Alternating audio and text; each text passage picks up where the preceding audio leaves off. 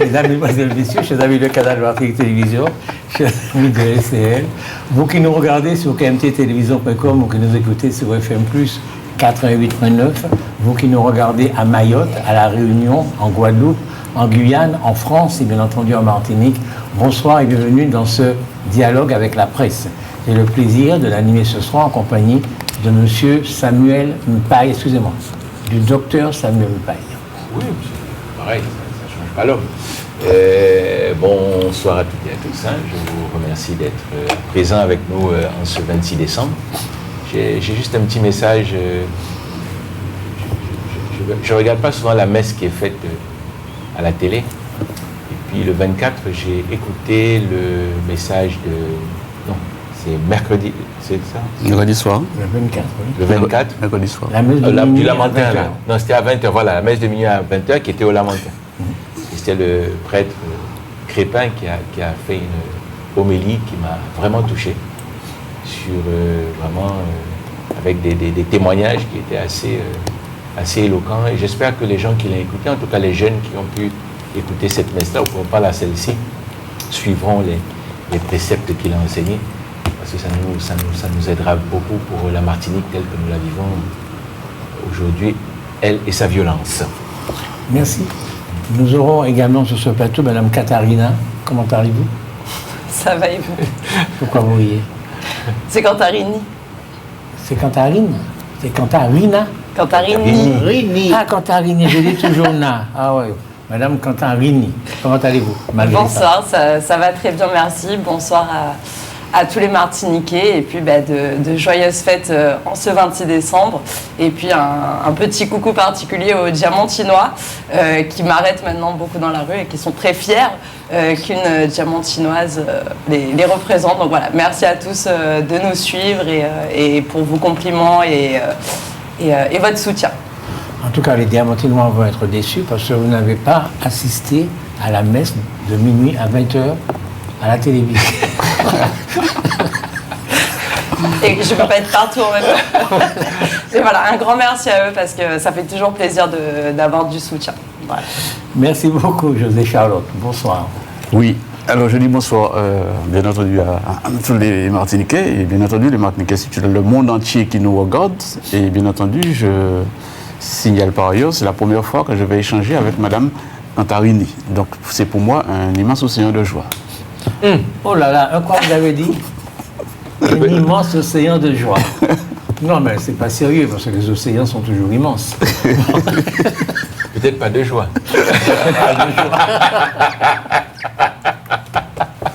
Bonsoir, docteur Montezum, comment allez-vous? Bonsoir à toutes et à tous. Bonsoir, monsieur Larouche.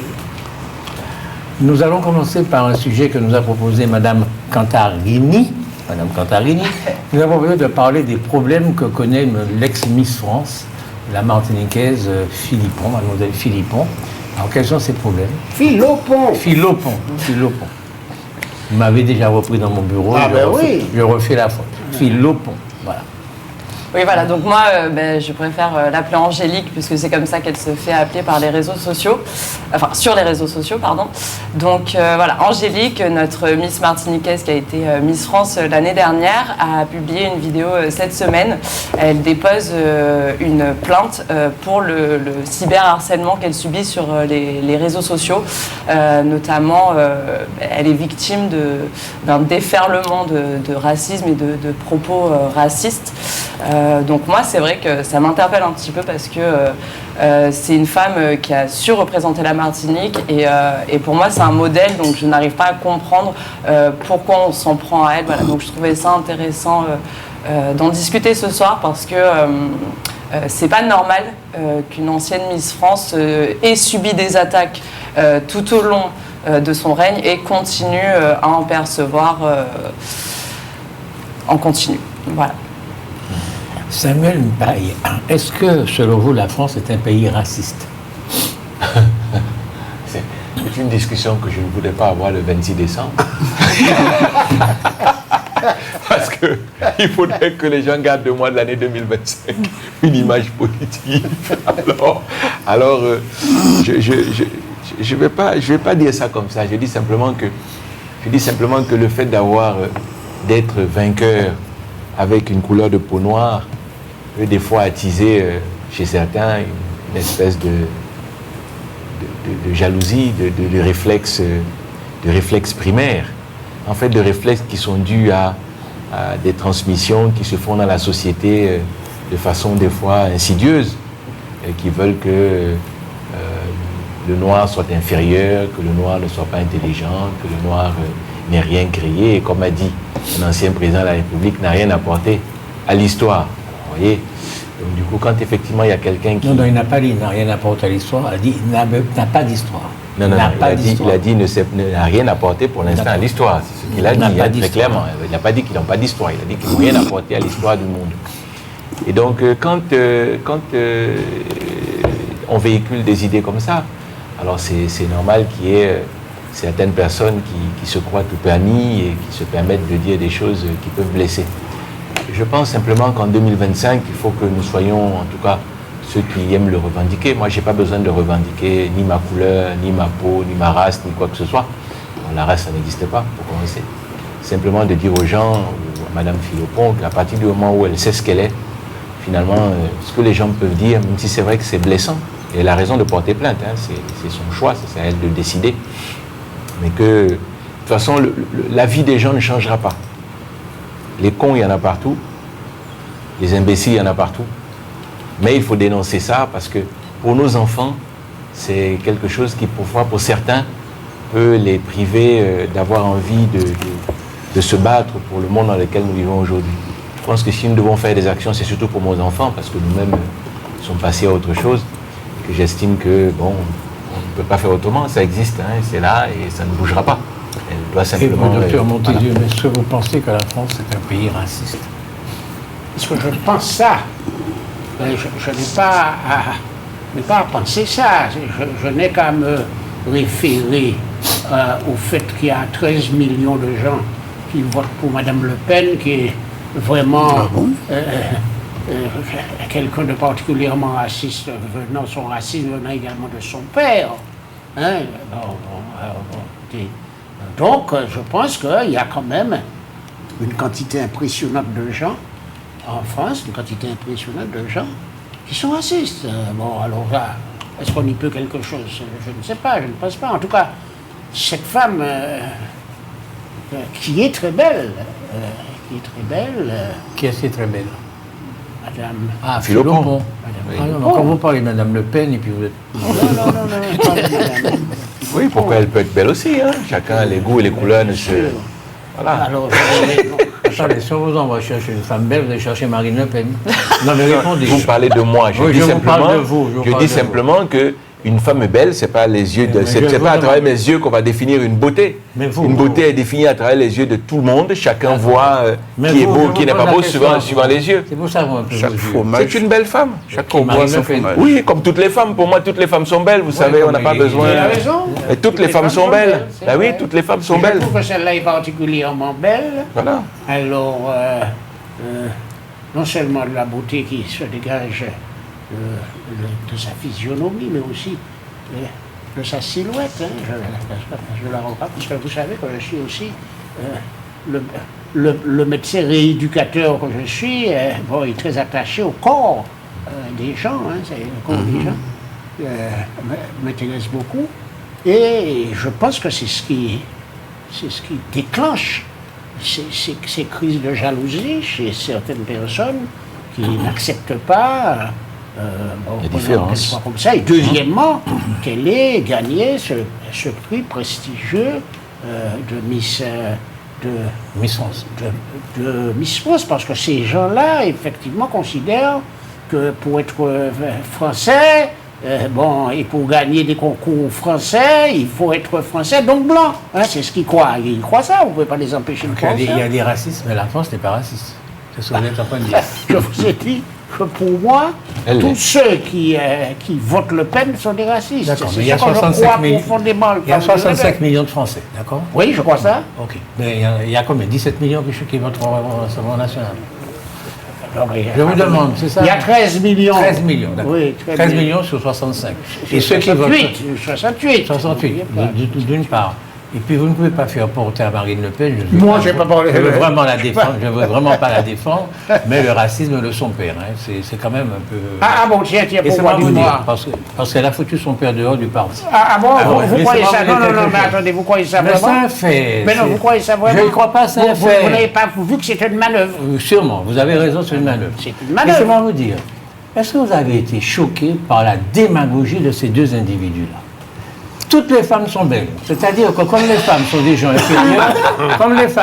inférieurs, il faut leur dire qu'elles sont toutes belles. Comme ça, il n'y a pas de problème. Est-ce C'est que vous insupportable. Il y a des femmes belles, il y a des femmes laides. Comme il y a des hommes laids, des hommes... Pourquoi vous méprisez les femmes comme ça? Mais c'est là où vous êtes en train de les considérer la comme beauté inférieurs. n'est pas que physique, vous savez. Attendez, voilà, la beauté n'est pas que physique.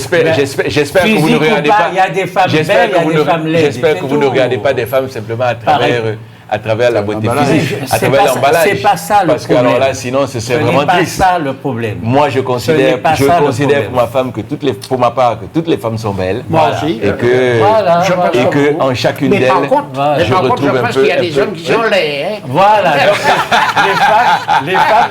les femmes sont inférieures aux hommes. Il faut les Voilà. classer. Ils sont laids. Vous êtes des physiquement. Il y a des hommes qui n'ont pas de miroir. Non, non, Vous ils êtes- sont vous laids êtes des- physiquement et moralement. Ah, voilà. Alors que les femmes, ça n'existe pas. Elles sont toutes belles moralement et Oui. physiquement. Vous êtes des démagogues. Vous êtes insupportable votre comportement.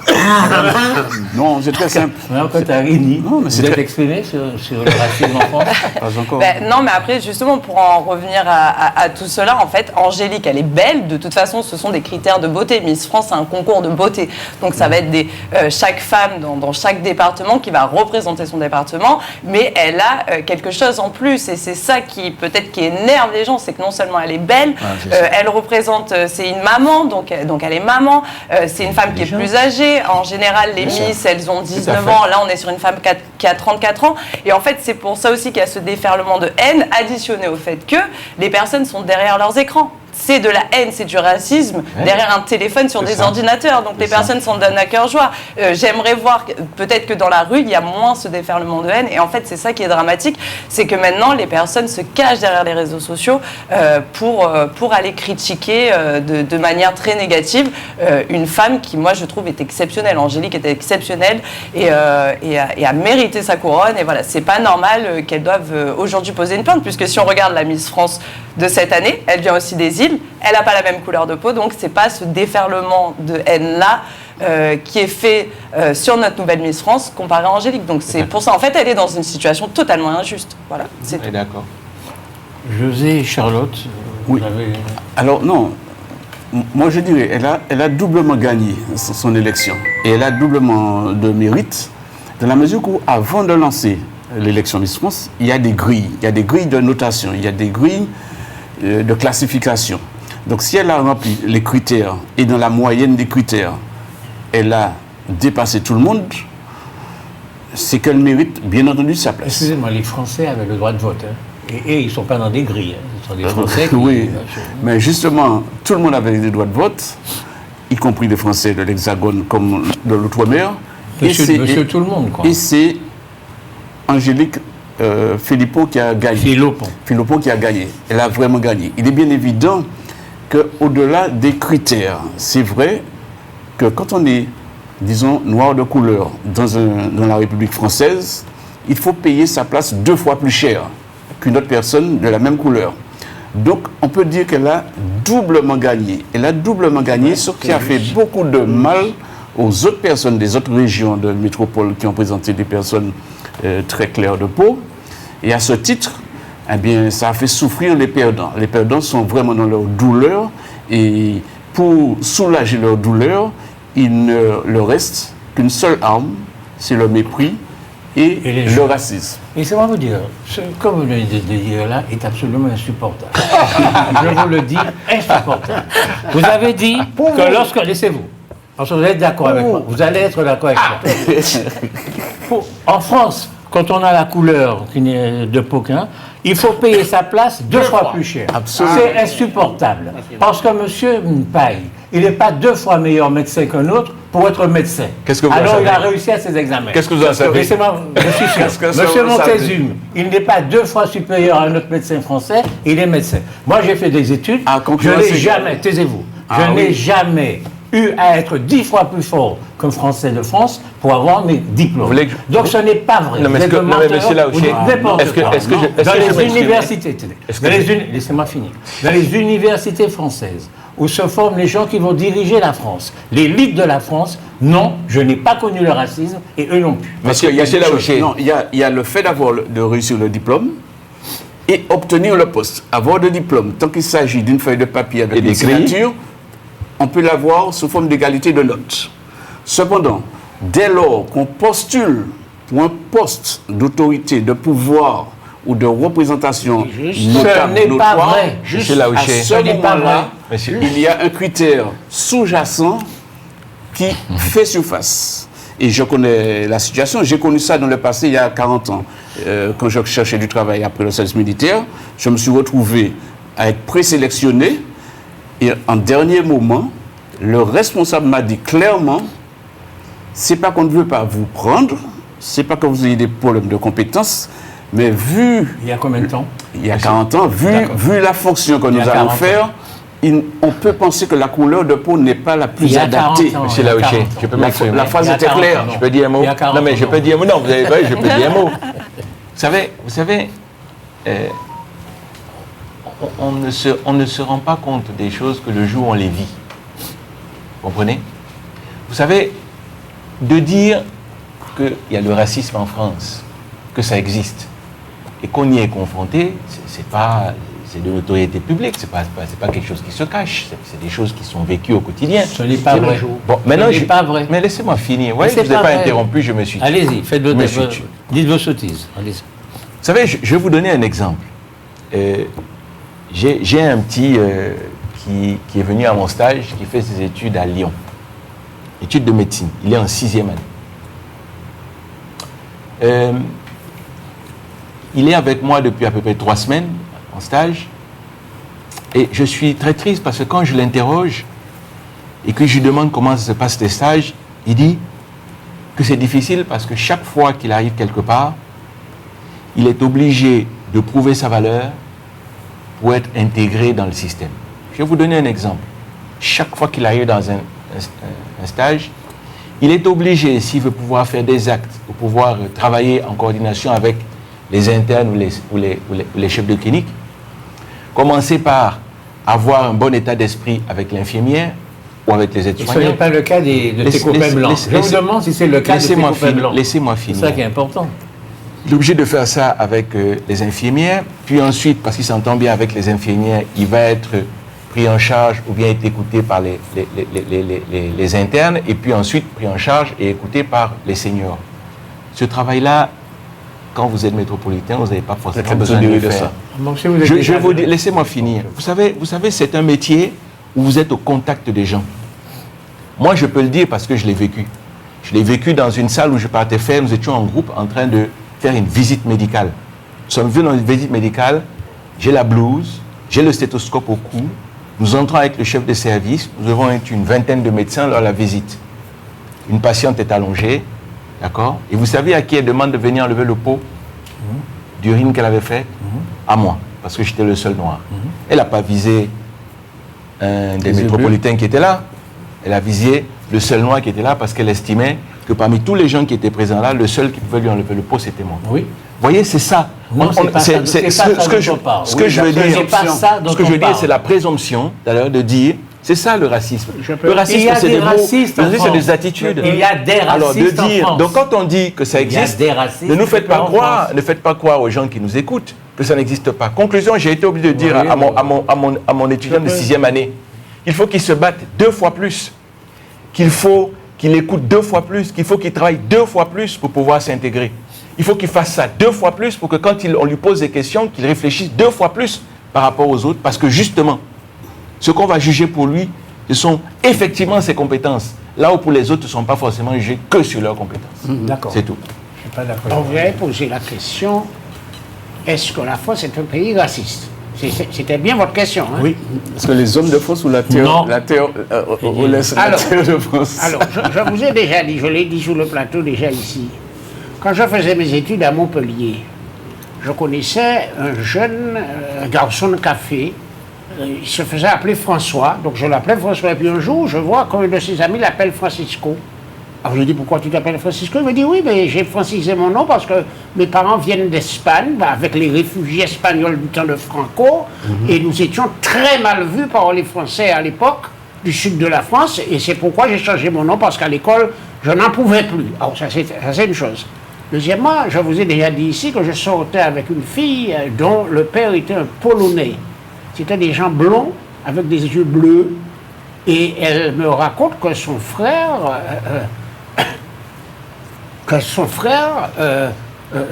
sort de l'école, il avait 7 ans, donc son père était polonais, sa mère était montpelliéraine, c'est-à-dire française. Il sort de l'école en pleurant, il vient voir sa mère, Jeannot, et Jeannot dit à sa mère, écoute, alors sa mère dit, mais qu'est-ce que tu as? Il dit, ben voilà, mon petit camarade m'a traité de sale polonais. Donc vous voyez que, et j'ai connu aussi des Italiens, qui sont, quand ils sont venus en France, ont beaucoup souffert. Attendez, je n'ai pas terminé. Ont beaucoup souffert du racisme. Donc, je vous dis la chose suivante. Alors c'est mieux pour ces gens-là. Les Italiens se sont un peu fondus dans la masse. Les Espagnols aussi, ils sont de la même couleur. Bon, mais maintenant, donc vous voyez que ce racisme, il n'était pas seulement dirigé vers la couleur noire. Non, justement, une seconde, docteur. Oui. Dans le mot raciste, il ne vous a pas échappé qu'il y a le mot race. Oui, tout à fait. Ce dont nous parlons, c'est du racisme. Là, vous parlez de la haine des étrangers. Non. C'est la haine des étrangers qui a un nom. C'est la xénophobie. La xénophobie, c'est pas le racisme. Non, ça ne participe pas. C'est pas le racisme. J'en ai terminé. C'est le premier voisin. Attendez, aujourd'hui, ça se passe pour les gens donc, qui se voient dans l'espace urbain, c'est-à-dire les gens qui sont d'origine arabe, les gens qui sont d'origine africaine, ça se voit. Donc le racisme s'est déporté vers ces gens-là. Mais peu importe, que ce soit de la xénophobie ou que ce soit du racisme, ce sont des gens qui ne sont pas fraternels. Qui n'est pas fraternel. Je dis les gens qui se comportent comme ça ne sont pas fraternels.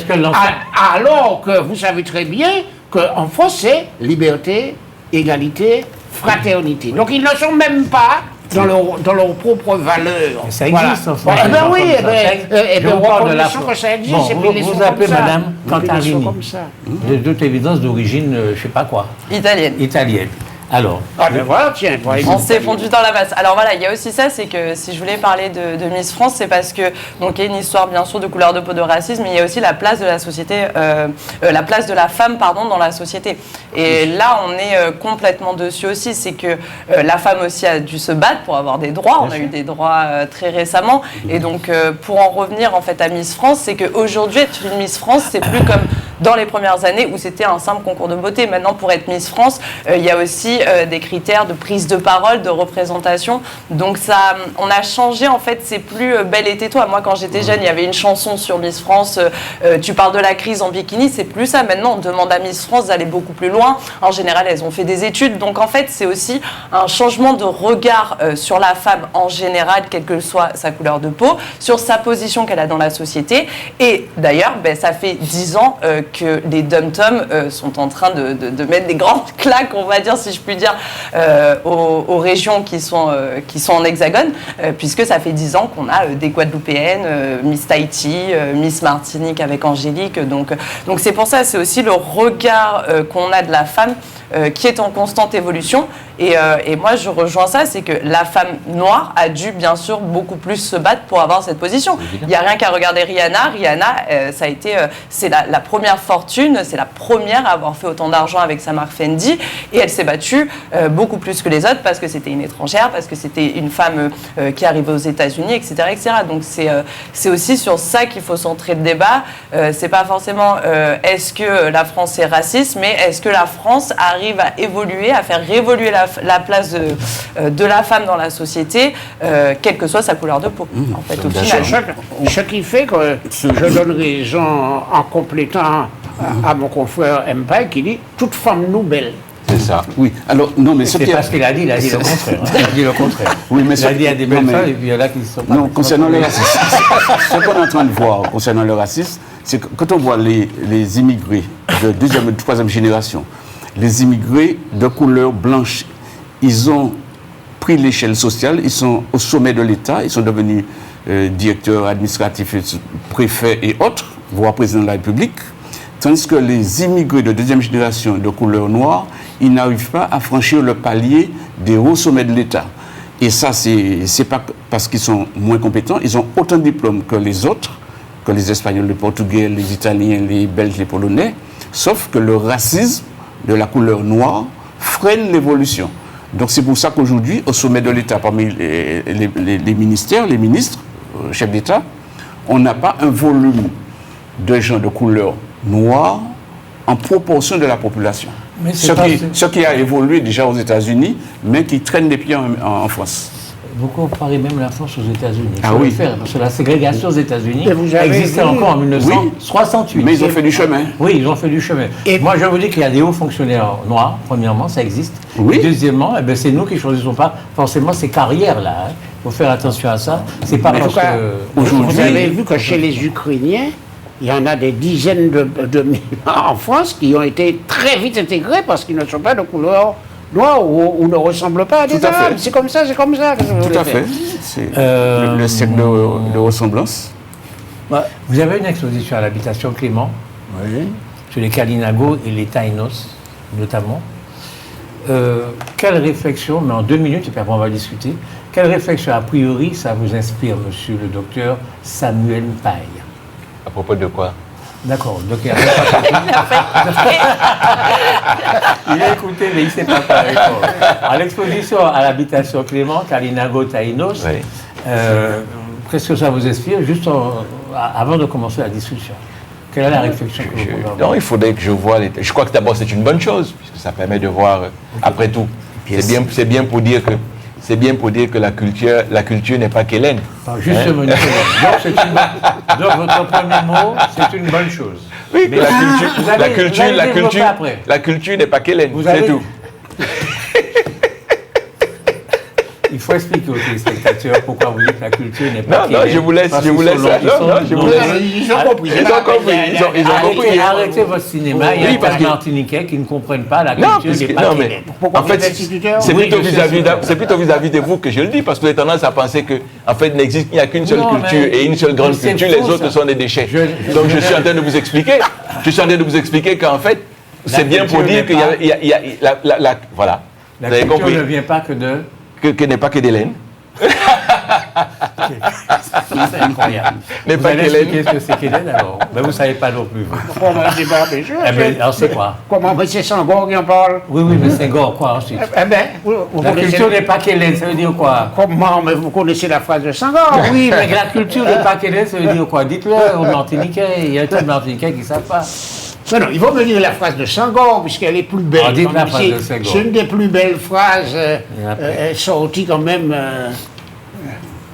Mais sa phrase, c'est l'émotion est nègre et la raison est Hélène. Oui. Alors Hélène, ça veut dire quoi? Hélène, ça veut dire les Hélènes. Les Hélènes sont des Grecs. Voilà, les Grecs, les Oui, Occidentaux. c'est les Grecs. Oui, d'accord. Donc la culture n'est pas qu'occidentale. Mais alors la question que vous Attends, posez, non. qu'est-ce que ça me... Juste un mot, et puis après on va discuter. Mais oui, Juste on un voit, mot. il y a une exposition, qu'est-ce que ça Oui, m'inspire? Julianique, c'est très bien. Eh ben, moi, ça m'inspire, je vais y aller. D'accord. Voilà. Et vous? Je m'inspire, j'y suis déjà allé. En effet, j'y étais ce matin. Tous les parkings étaient full de touristes. Qu'est-ce que ça vous inspire? Un mot, 2 mots. C'est trop compliqué pour dire ça en 2 mots. Oui, mais dites, et après vous allez développer. ce que j'ai vu une très belle exposition. Très bien, c'est ça votre truc, une belle exposition, c'est très bien tout ça. Sauf Et vous, que- Madame Katharine, oui, vous allez mais- pouvoir développer.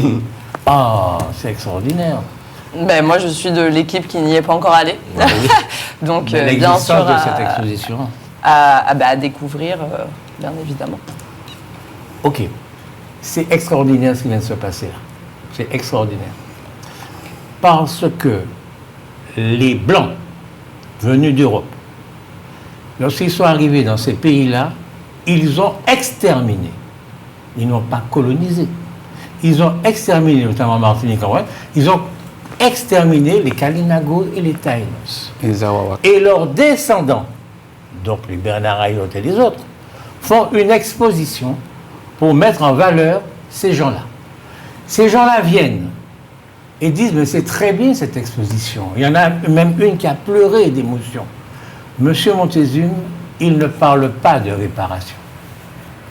Ils auraient pu, eux, parler de réparation, parce qu'on les a exterminés. Et là, on fait une exposition tranquille, ça. Mais qui aurait pu parler des réparations? Ils sont tous morts. Ils sont tous morts. Vous venez de dire qu'ils ont été exterminés, vous dites qu'on veut exterminer des gens qui n'existent plus. Excusez-moi. Les gens qui sont là, la présidente de la République dominicaine, c'est une Kalinagos, c'est une descendante. Ces gens-là ont quand même des descendants. La présidente de ces quoi? gens-là, La présidente de quoi? de la Dominique, il me semble. Premier ministre. Non, c'est pas la présidente de la Dominique. Hein. C'est d'où? Non, pas du tout. Il y a une présidente d'un pays. Mais non, en territoire Caraïbe de la Dominique, Il y a un secteur. il y a une chefferie. Une réserve. Et cette année, c'est une femme Qui est chef de réserve. des Kalinago, de la Donc Dominique. elle est chef des Kalinagos. Ok. Elle ne réclame pas réparation. Si, elle réclame réparation. Non, c'est parce que vous ne elle l'écoutez est pas. à- Merci. Écoutez-moi. Il ne le connaît pas. Attendez, Parce que mais justement, là elle a Il est demandé. amnésique. Mais non, Non, mais il la est même pas fait- amnésique, il est ignorant. C'est ça, c'est encore pire. C'est pas du tout la même chose. Bon, écoutez-moi, j'allais souvent avec mon ami Édouard Jean-Élie dans cette réserve Caraïbe de la Dominique. Mais Je moi connais. aussi, j'y suis allé. Mais vous Moi êtes allé aussi, une j'y fois suis comme allé. ça. Mais elle l'a faite il n'y a pas longtemps, il n'y a même pas 6 mois, elle a fait la demande de la réparation. Mais avec Édouard, nous y avons séjourné. Oui. Et nous connaissons très bien les Indiens de Je suis allé de plusieurs la Caraïbe. fois. Alors, Oui. alors, ces Indiens de la Caraïbe, ils ne sont pas tous exterminés, ce n'est pas vrai. Non, je parle de chez nous. Ouais, c'est- Parce qu'il c'est a ça. Alors, dit, j'ai dit chez nous. On parle de chez nous. Oui. Ces Indiens, ces Indiens, par exemple, ce qu'ils font qui est extraordinaire, c'est leur vannerie. Ils ont une vannerie caraïbe très particulière qu'ils continuent à faire, qu'ils ont boosté depuis une dizaine d'années, qu'ils vendent bien aux touristes qui passent et qu'ils vendent aussi au Canada. Bon, et ce sont des gens qui sont très conscients de leur histoire, de ce qui leur est arrivé. Et ce n'est que depuis très peu de temps qu'ils amassent un paquet de renseignements historiques pour demander réparation. Bien sûr. Alors, c'est vous qui dites ça. Pour demander C'est vous réparation. qui dites ça. Et- Moi, je vous dis et que ces attendez, gens-là écoutez, ont accepté de venir à l'exposition Ce que- organisée ce que vous ne par un savez pas. descendant Et pourquoi- des gens qui les ont Attendez, exterminés. ce Ils que vous ont ne savez- accepté. mais non, Et ce pourquoi que ils vous ne viendraient savez pas, c'est que pourquoi ne les viendraient-ils esquis- pas Mais ils ont accepté. les Donc, vous avez Indiens- raison. les C'est Indiens- normal. C'est les- normal, il n'y a pas de problème. Les Indiens du Canada ont demandé et obtenu réparation. Les Indiens des États-Unis continuent à se battre pour avoir réparation. Pourquoi voulez-vous que les Kalinago ne fassent pas la même Mais chose? c'est- Puisque les Kalinago de la Dominique sont intimement liés aux autres Indiens d'Amérique. Bien sûr, tout à Ils y fait. vont souvent, ils ont beaucoup de rapports. Oui, c'est la Alors, même cela chose. demande réparation et vous voulez que ce que c'est de la Dominique ne le demande pas. Je veux rien du tout. J'ai dit J'observe. qu'il était Je veux rien ignorant. Non, mais redites-le, c'est pas la vous avez même dit qu'il chose. était quoi? J'avais pas bien entendu. On va pas répéter. Par pitié, on va pas répéter. Monsieur Montezuma, Non, mais ça va. Monsieur Montezuma m'a dit que je suis ignorant. Il Ce s'en qu'il faut fout. qu'il est lui-même ignorant. Il n'y a pas de honte. Il y a pas de honte, Mais non, Par l'ignorance. Bien sûr. Il n'y a pas de souci, je suis ignorant. Au moins, on sait qu'on peut progresser, tu vois, ça peut arriver, tu vois, on peut combler les lacunes. Il doit de l'espoir. Il doit de Et l'espoir. puis, il y a aussi tout le politique qu'il y a derrière. C'est-à-dire C'est politique, c'est comme si on prend les réparations au niveau par exemple des Juifs avec ce qui s'est passé à la Seconde Guerre mondiale. Pourquoi on a voulu réparer, pourquoi on a voulu reconnaître la Shoah, c'était parce qu'il y avait des élections présidentielles, donc il y a aussi tout cet aspect en arrière politique.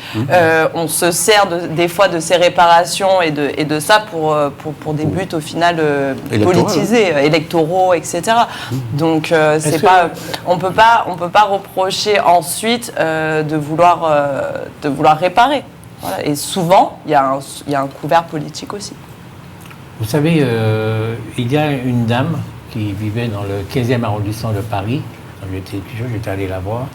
Et sa maison était complètement toujours dans le noir. D'accord ?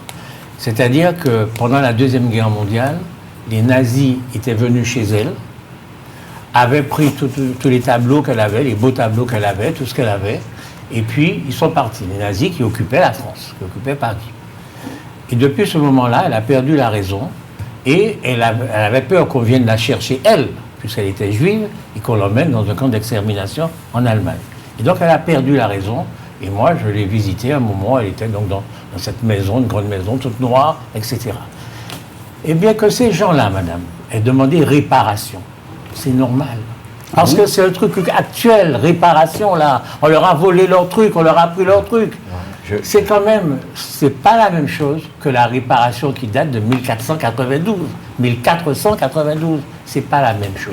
Oui, mais l'exposition va être un moyen justement de mettre en lumière, de plus être ethnocentrique justement parce que c'est pas des choses qui sont connues autant par exemple que la Seconde Guerre mondiale qu'on va apprendre à l'école et qu'on va nous rabâcher, etc. Donc le fait de mettre en lumière, de faire ce type d'exposition va pouvoir inciter les soutiens politiques, ça va exposer le problème. On expose, comme quand il y a eu les mouvements sociaux, il y a plein de gens en Hexagone qui ont découvert qu'en Martinique il y avait ce problème-là, etc. En fait, il faut exposer pour ensuite obtenir des résultats, ensuite obtenir réparation, aller négocier avec le politique, aller négocier, puisque c'est eux de toute façon, la finalité, c'est que c'est eux qui reconnaissent, c'est eux qui réparent, c'est l'État.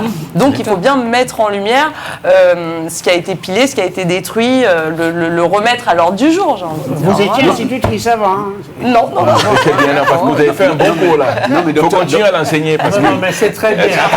Attendez. Mais docteur Vous savez Montezuma, pas, attendez, juste ça. C'est un point de vue. Vous avez entendu la question du docteur Montezuma. Est-ce que vous étiez institutrice? Parce que lui, il s'estime du niveau de l'école primaire. Il n'a pas dit professeur. Vous auriez pu dire professeur. Vous avez bien dit institutrice. Parce que vous êtes du niveau primaire. à l'époque, c'était nécessaire. C'est ce dont vous avez besoin pour comprendre. Non, c'est à vous qu'elle parlait. Mais Madame Totarini, ce qui me gêne dans l'aspect non dit de l'exposition, c'est que l'exposition, elle est belle. Elle est bien, c'est vrai. Mais ce sont des objets qui ont été conservés au Vatican. Voilà, c'est ça. C'est-à-dire, ce sont des personnes dans le passé qui sont allées chez les autres, qui ont volé en toute impunité, bien sûr, volé avec toutes les séquelles, les conséquences qui vont avec. Et aujourd'hui, ils ne se gênent pas pour exposer le fruit de leur délit. Et les autres ne leur en veulent pas. En toute impunité. Ça, c'est ce que tu dis. C'est-à-dire, mais ils visitent l'exposition. Ils pleurent d'émotion. Ils sont en train des choses qu'on leur a volées. C'est vous qui êtes d'exposer plus le fruit. réaliste que les rois. Ce n'est pas antinomique. Hein? Oui. C'est vous qui êtes plus réaliste que Docteur les rois. mais c'est grave parce qu'aujourd'hui, si vous volez quelque chose et vous l'exposez ou vous le vendez ou vous tirez un profit, vous êtes en mode recel, vous êtes sous forme de délit. Aujourd'hui, en toute impunité, ces voleurs exposent le fruit de leur vol.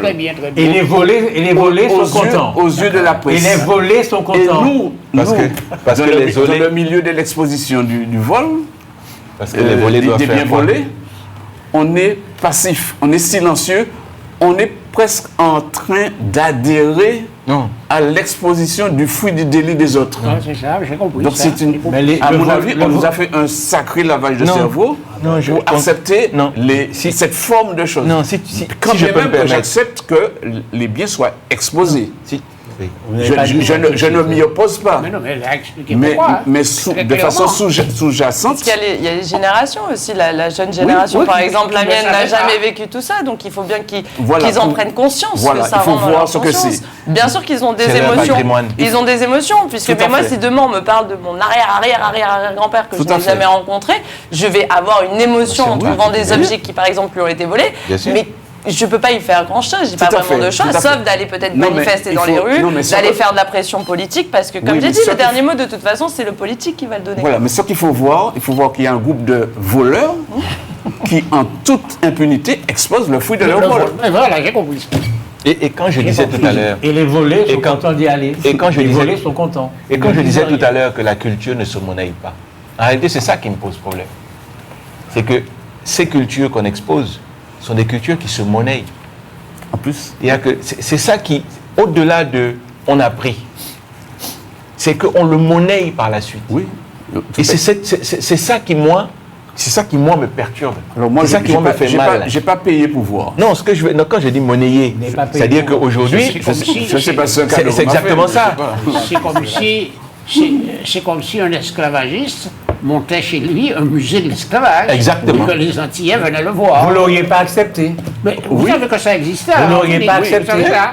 On peut l'accepter, mais il ne faut pas être au premier degré. Il faut quand même pousser la réflexion. Mais je vous dis que les volets, Voir, c'est pas ils l'ont suffisant. accepté. Alors que Non, nous sommes dans la réparation. je suis navré, vous dites les volets l'ont accepté. Mais ils sont là. Moi, je vois. Mais il fait un discours. Lisez France Antilles sur Mais la elle il va fait un expliquer pourquoi. Peut-être, mais il n'empêche fait- que ça existe. il fait un Alors que nous, discours. on est dans la réparation. Il fait un discours qui est un discours simpliste comme d'habitude parce qu'il ne voit que les choses par le biais de la simplicité, alors que c'est beaucoup plus complexe que ça. Quand, par exemple, on fait des restitutions au Bénin ou on fait des restitutions au Nigeria, il y a 10 ans, aucun de ces pays-là ne demandait à ce qu'on lui restitue les œuvres. Tout à fait, il faut un chemin. D'accord? Il y a un cheminement. Il y a des nouvelles générations Tout à fait. qui demandent à ce qu'on leur parle de ce qu'il y avait, de ce que c'était. Tout à l'heure, on parlait de ce qu'il y avait avant l'arrivée des églises, des croyances monothéistes. C'est de ça dont on parle. Il y avait des gens qui avaient des croyances, qui avaient des choses sur lesquelles ils s'appuyaient pour pouvoir faire telle ou telle chose. C'est ça qui n'est pas gardé chez eux. C'est ça qu'on a détruit. Quand on vous a imposé le français comme langue primaire alors que vous en aviez d'autres, quand on a enlevé tout ce qui faisait vous dans votre culture et qu'on l'a exporté, qu'on n'avait plus de référés ou de références, eh ben, pendant un temps, vous n'y faites pas attention parce que vous êtes le peuple faible, vous êtes le peuple qu'on méprise, qu'on diminue. On rabaisse. Demandez aujourd'hui aux Nigériens si leur pays n'est pas en train de devenir la 4e ou la 5e puissance économique du monde. Et qu'est-ce qu'ils en font et pourquoi ils le demandent? Ils demandent aujourd'hui parce qu'ils ont des mesures de rétorsion. Vous croyez que s'ils n'avaient pas de mesures de rétorsion, on leur donnerait les œuvres? Parce que toutes ces œuvres dont on parle, ça ne se fait pas gratuitement. C'est parce qu'on attend que vous ayez de quoi tordre le cou à celui qui vous l'a pris. Et c'est parce que je peux vous tordre le cou que vous me donnez les œuvres qui m'appartiennent. Et plus ces peuples-là, plus ces pays-là auront des mesures, seront forts économiquement, plus ils pourront faire les demandes pour avoir effectivement ces œuvres qui sont au musée africain là, de l'art premier de M. Chirac, de Quai Branly, dont on se demande d'ailleurs la plupart du temps pourquoi ils sont là. Pourtant, les peuples existent toujours. Ces peuples dont on a récupéré ça, ils existent toujours. Vous pensez que ces peuples n'ont pas besoin de ça et de cette culture-là pour s'affirmer? Ben oui. Donc je pense simplement que c'est toujours un rapport de force et que tant que le rapport de force n'est pas inversé, on continuera à dire qu'il n'y a pas réparation parce qu'effectivement, il est plus facile de rester comme ça plutôt que de dire des roulements et réclamations. Vous savez deux choses. Qu'il y a un musée précolombien à Fort-de-France, à côté de Là où il y a la liberté. Il y a un musée précolombien que les Martiniquais ne fréquentent pas beaucoup. Non, mais ils n'en parlent pas assez. Alors, Il faut faire de la publicité, il faut expliquer à la population ce que c'est, oui. où ça se situe et dans quelle optique que cela existe là. Très Parce bien. qu'aujourd'hui, si on manipule le silence pour éteindre la culture des Martiniquais, dans quelques années, il y aura encore un autre problème. Très bien. Alors, vous savez également qu'on vient de trouver au Club Méditerranée À Sainte-Anne. des vestiges archéologiques importants de cette culture-là. Je crois que ce qui manque là actuellement, et ça on va essayer de le faire. Un lieu Dans le projet que j'ai avec le maire à Balata, on pense faire. On a appelé ça un musée des Indiens. Alors on l'a dit Caraïbes, mais au fait c'est des Indiens avant Oui. Christophe Colomb. Les Taïnos, les c'est ça, Arawaks mais- et les Kalinagos. Oui, mais beaucoup plus vaste, c'est-à-dire en les liant aux autres peuples Du continent. par exemple, comme les Incas, comme les Mayas, comme les Aztèques, et aussi jusqu'en haut au Canada, etc. Mais avec des jeux vidéo, vous avez vu ces lunettes ces 3D. lunettes qu'on met en 3D, où on voit, par exemple, Christophe Colomb aborder, enfin des choses qui intéressent les jeunes et qui peuvent les faire se plonger un peu plus dans cette culture-là. Donc on a vraiment un travail important et intéressant à faire. Parce qu'il y a ça aussi, c'est que transmettre la culture, il faut aussi suivre sa génération. Donc les jeunes vont peut-être moins s'aller physiquement dans les musées, etc. Par contre, si on leur propose des choses comme ça, des vues distance, 3D, voilà. ce qu'ils ont tout le temps, ce qu'ils peuvent avoir, là, ça va susciter aussi plus l'envie. Voilà, parce que forcément, le jeune, il va mettre sa lunette 3D au musée de Balata, il va se prendre en vidéo, il va le mettre sur ses réseaux. Donc il y en a un autre qui va dire « Ah, mais c'est quoi, je connaissais pas, etc. » Et c'est comme ça aussi que ça se transmet maintenant. En Martinique, et moi je travaille beaucoup avec les entreprises sur ça, donc ça s'applique aussi aux institutions publiques, on a un gros problème de communication. En effet, ne serait-ce que moi, dans ma propre commune, des fois on n'est pas au courant des événements qu'il y a à la place de l'église parce que c'est mal communiqué, etc. Donc ça, c'est tout un travail aussi de fond, communiquer les événements, communiquer, voilà. Donc ça se fait au fur et à mesure aussi parce qu'il y a de plus en plus de jeunes qui ont fait des masters communication, qui rentrent dans le marché, etc. Donc il faut continuer, d'ailleurs, au passage, à leur laisser leur chance parce que c'est eux qui savent communiquer. Un chargé de communication, il doit pas passer les 25 ans, sinon on est déjà en décalage sur cette cible-là, puisque la cible plus âgée, ensuite on a les radios, etc. Ça c'est classique, mais par exemple, un jeune de 20 ans n'écoute pas la radio. Donc comment on va lui communiquer qu'il y a ce musée-là à Balata sur les réseaux sociaux, etc. Donc il y a aussi des méthodes de réajustement en Martinique pour au mieux communiquer et intéresser, intriguer les jeunes générations à tout ce patrimoine culturel. Je finirai juste en disant, le problème de notre pays, ce n'est pas les musées. Le problème de la France en général, c'est qu'elle a du mal à assumer son passé. C'est ça son véritable problème. Ça, c'est un grand problème. C'est-à-dire qu'elle a du mal, à dire, nous avons fait ça, pour passer à autre chose. Je sais. À chaque fois, il faut lui tordre le cou. Il préfère dire il préfère se cacher. Il n'est pas encore assez rentré dans l'histoire. C'est ça.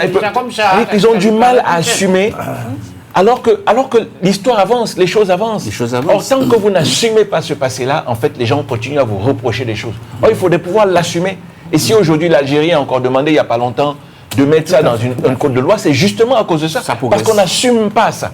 Or, il faut l'assumer. C'est des choses. Ils ont demandé réparation. Hein. Et ils ont déjà demandé. C'est ce que j'ai dit dans une ancienne émission, c'est que l'ONU demande ça tout le temps à la France. Aux Nations Unies, on demande à la France de reconnaître avec ça. Mais voilà, après, comme j'ai dit, il y a tout le couvert politique aussi qui, ça n'est pas. Non, les élites. On ne peut pas le maîtriser. Les élites. Il faut qu'on change de. Je voudrais vous dire que trop de communication tue la communication. Il faut savoir ça. Maintenant, on va parler d'autre chose. Le docteur Montezum. Le docteur Montezum. Je vous regarde, mais je sais que c'est pas vous. Non, c'est jamais. C'est que des fois. Des fois, j'ai un doute. Vous doutez de ne pas être le docteur Montezum. Je me doute de ce que le docteur Montezum est estomaqué par ce qui se passe à Saint-Pierre. Il ne reconnaît plus cette baie. Avant, il y avait 6 bateaux. Maintenant, il y en a 30. Et ça l'empêche de dormir. Docteur, est-ce que je me trompe en disant ça? Oui, c'est un peu José qui a dit. Ah, c'est José. C'est vous qui êtes. Comment vous avez dit ça, José? Alors, je n'ai pas dit comme M. Larocher, puisque M. Larocher, il a une technique d'expression un peu pathogène. Sa technique d'expression est pathogène. Donc, par conséquent, je me dissocie de son avis.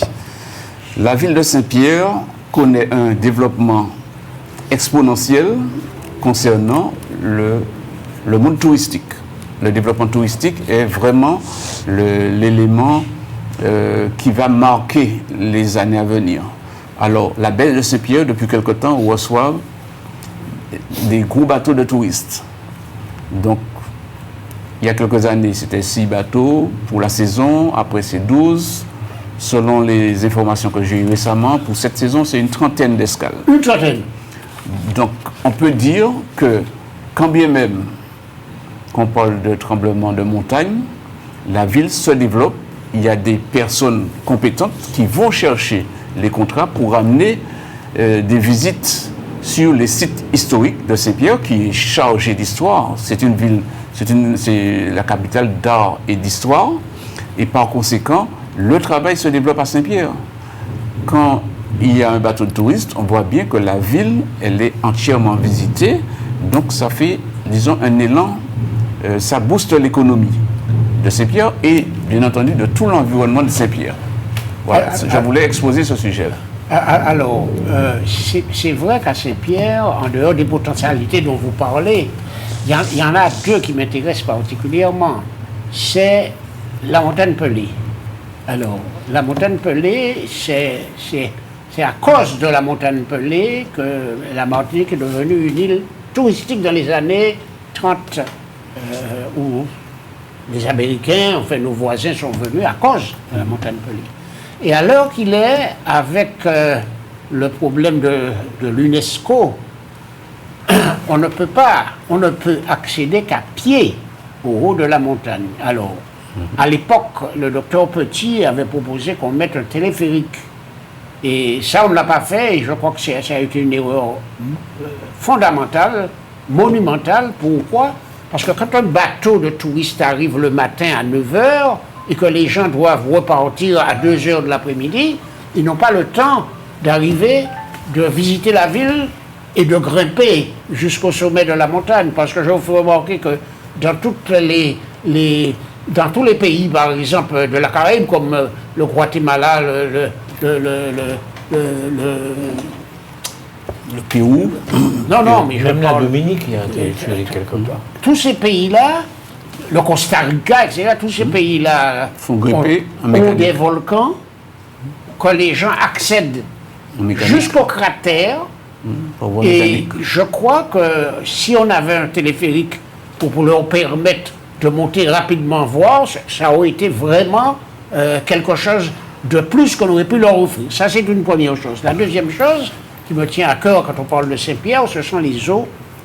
C'est premièrement la géothermie, deuxièmement les sources chaudes du prêcheur. Parce que je crois que... Alors, il y a une dame qui a présenté un projet, ça fait quelques années, elle avait institué ça, le jardin thermal. Alors, c'était quoi le jardin thermal? C'est de pouvoir offrir aux touristes qui viennent de quoi prendre des bains avec des eaux volcaniques de la montagne Pelée qui existent. Hein. Je parle des sources chaudes du prêcheur. Alors, il y a les sources chaudes elles-mêmes, mais il y a tout ce qu'on peut trouver en faisant des forages. Et l'originalité de ces bains thermaux serait aussi le mélange d'eau thermale et d'eau de mer. Alors la première s'appelle crénothérapie, la deuxième s'appelle thalassothérapie, et ça pourrait faire quelque chose d'original qu'on appelle crénothalassothérapie. Et dans le monde entier, il y a un seul endroit où ça se trouve, et on serait le deuxième endroit du monde où on pourrait se baigner dans de l'eau volcanique et dans de l'eau de mer. Hein. Excusez-moi, docteur, est-ce que ce serait Mais- pour les touristes ou une véritable station thermale? Mais ce serait une véritable station, Station premièrement.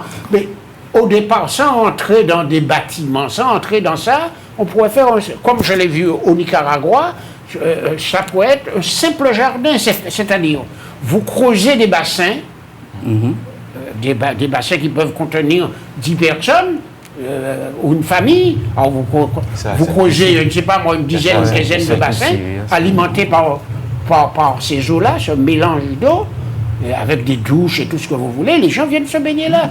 Dans des jardins où vous plantez des fleurs et tout ça. Ça, c'est un produit touristique incomparable. Il y a la situation de ce type à À Sainte-Lucie. Sainte-Lucie. À Sainte-Lucie. Oui. Oui. Il y a des un bains. grand bassin. Ah ouais, il y a plusieurs bassins avec de la boue la qui sort Ah tout droit de la montagne, tout à fait. etc. Mais Ah oui. mais à la Dominique aussi. À la Dominique aussi. Mais à la Il y a Dominique plusieurs aussi. villages à la Dominique où Alors, on se un baigne grand en pays individuel. comme la Martinique, développé comme les Martiniquais le disent, Non, mais ça ils se sont fera. incapables de faire des Attendez, choses aussi mais- élémentaires. Mais docteur Montezum, Attendez. dans l'équivalent des remontées mécaniques, quand on va à Chamonix, à la France, avec le téléphérique, il y a un système important de navettes de cars qui amènent des gens qui montent au sommet de la montagne toute Pour la voir. journée pour voir le sommet. Oui, c'est et ça. il y a une activité forte. Hein. Non, c'est Chamonix. Hein. Chamonix. hein. Chamonix, c'est pas exactement. Ouais, Chamonix. Moi, je vous dis, vous avez parlé de vos bassins, là, d'accord? Ils ont dit que ça existe déjà, tu sais, à Dominique, etc. Oui. Moi, je vous dis, justement, ça existe là. Est-ce qu'on ne pourrait pas faire autrement? Ben oui, et on faire peut. une véritable station thermale parce que nous sommes associés à un pays développé qui s'appelle la France Ah bon? et d'où pourraient venir des gens Ah bon? se soigner. Ah ben, C'est ça ma question. absolument. D'autant C'est ça que, ma question. vous savez que le thermalisme en France, il y a de gros problèmes ces jours-ci. Ce thermalisme ne se fait que pendant 6 ou 7 mois de l'année. Ouais. Et on serait à même de prendre le relais pendant l'hiver en France. Mais parfaitement, vous avez raison, tiens, vous avez raison. Pour une fois. Tu sais, on peut C'est la magie de Noël, là. si on fait un investissement. Ah, bon, non, ça c'est votre petit Je vais Noël. vous dire quelque chose. Le docteur Mpaye va trouver moyen de ne pas me donner raison. Je vous écoute. Si on fait un investissement, c'est bien. Juste à partir de vous êtes associé à un pays développé. Oui, la France. C'est juste là où ça bug. C'est un des pays les plus- c'est un pays, excusez-moi, je sais que vous avez... Je sais Non, que mais le quand je Cameroun- dis je ça, sais que le Cameroun quand je est dis jaloux. ça, mais non, Le Cameroun est jaloux de la France. Monsieur Laouché. Non, monsieur, je suis français, je parle en tant que français. Oui, mais... Ah bon? Oui. Et je le dis en disant... Avec tristesse. Non, pas du tout. Mais monsieur- Ce qui me pose problème dans ce... C'est qu'en réalité, il faut toujours que ce soit les autres qui viennent nous dire ce que nous devons faire chez nous. Ça me pose problème. Oui, C'est pas le fait d'avoir Exactement, l'idée. parce que les idées, elles y sont. Par contre, il va falloir être associé à la France. Pourquoi? Ne serait-ce que pour les subventions. Les subventions sont européennes. Donc on est obligé de passer par ces dossiers-là. Mais les idées, elles sont martiniquaises. Hein. Moi, je suis les projets du thermalisme, etc. C'est des Martiniquais d'ici. C'est juste que par contre, il va falloir aller chercher l'argent ailleurs. L'autre question que je pose, vous êtes sûr qu'il va falloir aller chercher de l'argent ailleurs? On Vous n'est êtes pas sûr que obligé. dans ce pays, la Martinique, il n'y a pas des gens qui ont des moyens pour pouvoir investir dans ce type de... Alors, Moi, je pense que oui. bien On sûr, peut mais faire là, sans subvention. c'est des... Ah non. On peut faire sans subvention. Mais pourquoi ne... Mais attendez, les enveloppes arrivent en Martinique, donc on va les laisser repartir. Non, c'est mieux d'avoir les subventions, mais néanmoins, si les subventions posent une difficulté et que ça traîne et que ça fausse le délai de l'investissement, on peut toujours faire sans subvention. Puisque, Alors, comme le docteur Montez vient de le dire, il dit que nous avons une température sur 12 mois qui nous permet de rentabiliser facilement l'opération. Ah oui, donc, on est certainement mieux que les régions de métropole où ils font que sur 6 mois. Oui, Parce que nous, ici, on peut faire sur 12 mois. Donc, ça veut dire que quand on va donner les dossiers... D'autant plus qu'on a des clients de haute volée, des Européens, des Canadiens, des Américains, des Brésiliens, qui sont de plus en plus riches, des Chinois. Donc, ça peut marcher. Les Japonais. Bon, même si au niveau de la Martinique, même si nous avons des salaires de Bamako avec un train de vie des États-Unis. De Monaco. C'est ce mépris Bamako là. Pourquoi vous êtes méprisant? Non, mais il a raison. Non, mais il y a beaucoup de... Il dit, vous avez des salaires de Bamako avec un train de vie de Monaco. Il a raison. Non. Ben si, puisque votre train de vie de Monaco, c'est d'aller prendre les crédits à crédit, machin, là, tous les jours, à 15% pour acheter les voitures. Vous avez donc un salaire, un train de vie de gens qui vivent à Bamako, et vous vivez avec des voitures de Monaco. C'est exactement ça le problème. C'est ça. On ne vit qu'une fois. Ouais, Profitez de votre vie. On ne vit qu'une fois. Moi, je suis d'accord. Oui, vous avez raison. Et puis c'est bien parce que ça fait marcher l'économie. C'est ça, tout à fait. De l'automobile. Mais par contre, je ne suis pas d'accord. Hein. Il faut, surtout qu'on en parle à la télé, donc c'est très important. Il faut aller prendre des subventions. Ça, je ne suis pas du tout d'accord. C'est des subventions qui sont prévues pour ces projets-là. Tout à fait. Donc il n'y a aucune raison que les Martiniquais n'aillent pas les chercher. Ah, on est d'accord. Et je dis ça parce que c'était les sujets des premières fois où je suis passée à l'émission. Moi, j'accompagne sur ces dossiers-là et on les a toutes. C'est juste que si on n'arrive pas à faire un dossier, on prend contact, et il n'y a pas que moi sur l'île, on prend contact avec des gens spécialisés dans ces dossiers-là qui vont faire passer les dossiers au niveau de la CTM, au niveau européen, etc. Parce que ce sont des enveloppes qui sont prévues pour ces projets-là. Donc maintenant, il faut que les Martiniquais aient confiance en eux. Et s'ils n'arrivent pas à faire un dossier, qu'ils demandent de l'aide parce que les idées, elles y sont. C'est juste des histoires. En général, j'ai pas d'argent, je ne pourrais pas monter ça. Je ne suis pas Monsieur Had, je ne peux pas monter ça. Non. Parce qu'en plus, après, Monsieur Had pourra participer, mais ça ne va pas être le financement principal. C'est que des dossiers fédères, etc. D'ailleurs, une bonne partie des aides européennes repartent en Europe. Donc il faut y aller, il faut aller chercher ces subventions. On ne peut pas faire sans subvention, c'est donné. Et de toute façon, c'est comme on a dit déjà, c'est presque accordé puisque c'est une rentabilité sur 12 mois. Donc on va montrer aux investisseurs des chiffres d'affaires qui tournent sur 12 mois comparé par exemple aux stations qui s'arrêtent en hiver sur l'Hexagone. Mais docteur Montez, il a dû voir comme moi, à la Dominique, il y a des petits centres d'eau chaude avec une bonne rotativité, une bonne rotation de touristes. Ah oui, ils l'ont fait tout à avec fait. des petits moyens. Ah oui. Moyens, Chacun met en place ses petits moyens. Il y a une bonne fréquentation. Il y a une très grosse fréquentation. Quand vous avez faim, au quotidien, vous réfléchissez. Quand vous n'avez pas faim, bon, vous vous contentez de ce qu'on vous donne parce que ça vous suffit et vous avez le ventre repu. Mais vous avez vu, sur cette montagne pelée, il y a une géothermie à faire qui est prévue depuis très longtemps. C'est quoi la géothermie? La géothermie, c'est d'aller chercher l'eau chaude au fond. De l'énergie dans la chaleur qui se trouve au fond. Ça existe au Kenya, enfin, on fait des grandes centrales d'électricité, au Costa Rica, ils font ça. Il y en a partout. Et je ne sais pas pourquoi les Martiniquais considèrent qu'il leur faut attendre quoi. Alors, le projet qui me paraissait véritablement le projet d'avenir, de grand avenir, c'était le projet de la Dominique. La Dominique a 5 volcans actifs, 5 volcans. Et la Dominique, dans les calculs du BRGM, était capable de fournir la Martinique, être autonome en énergie, en donner à la Martinique et en donner à la Guadeloupe. Et les gens ont commencé, ils ont abandonné ça. Ça, moi, je trouve ça tellement... Quels gens je ne sais pas, les gens qui nous dirigent. Ah, ici. Bon, et ça nous dit pourquoi. Parce qu'ils pourraient nous dire pourquoi. Pourquoi ils ont essayé ça. Dans le groupe d'actionnaires, il y avait l'EDF, non? Et je vous dis plus, mais c'est vrai que quand on parle comme ça, bon, les gens vous écoutent et croient que vous êtes dans des rêves. Je vous ai dit, les petites îles de la Caraïbe, depuis Saba jusqu'à Grenade, il y a des volcans partout. Dans les grandes îles comme Porto Rico, comme la République dominicaine, Haïti, etc., Cuba, ils n'ont pas ça. Ils n'ont pas ces volcans. Ce ne sont pas des îles volcaniques. Nous sommes des îles volcaniques. Et là, il y a déjà un travail qui a été fait par le BRGM de savoir quel niveau d'énergie profondeur et température île pourrait donner. Écoutez, à ce moment-là, on pourrait donner de l'énergie ailleurs, on pourrait porter cette énergie ailleurs. Mais c'est peut-être des projets trop importants pour les Martiniquais. Ils sont contents de ce que la France leur demande de faire. En tout cas, vous êtes médecin depuis longtemps. Oui. Et vous n'avez jamais développé de soigner les gens par la pharmacopée locale. Pourquoi vous n'avez jamais fait ça? Il faut toujours que vous donniez des médicaments qui viennent d'ailleurs aux gens, alors qu'on a nos plantes ici qui pourraient nous guérir. Je vais parler devant mon confrère. Je lui dis de me rectifier. La pharmacopée martiniquaise existe. Mais c'est pour moi, alors, la pharmacopée existe. L'étude de la pharmacopée existe dans Tramil. Tramil, c'est une étude qui lie tous les pays de la Caraïbe en passant par le Nicaragua, le Venezuela, le Cuba, la Dominique, Sainte-Lucie. Tous ces pays-là, comme ils ont à peu près la même faune, ils se sont alliés pour étudier ces plantes.